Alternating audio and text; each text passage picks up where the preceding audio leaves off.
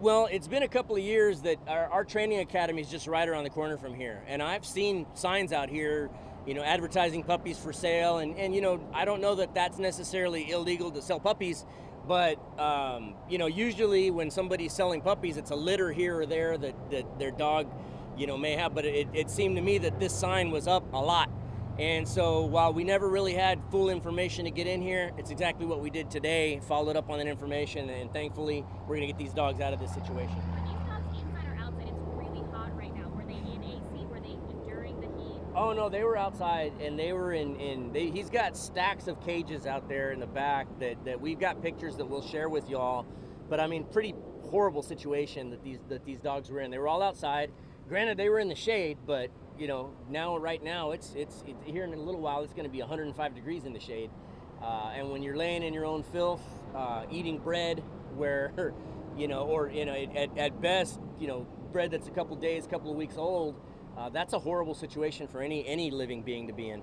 And there's like several puppies in per kennel. Oh yeah, they're stacked in there. They're piled in there.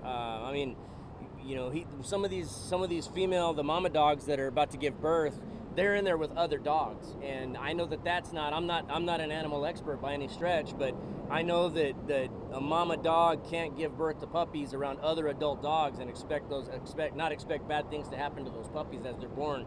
So certainly just a grotesque situation that we found in there. But again, thanks to our partners at Environmental and Animal Control.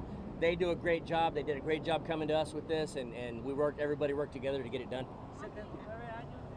79 años, es anglo. How many animals are you legally allowed to have in, like, dogs? You know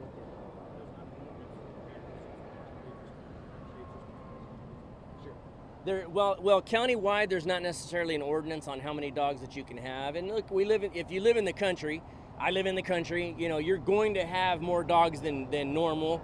But I would say 60 some odd live dogs and 8 dead dogs, that's pushing it, to say the least.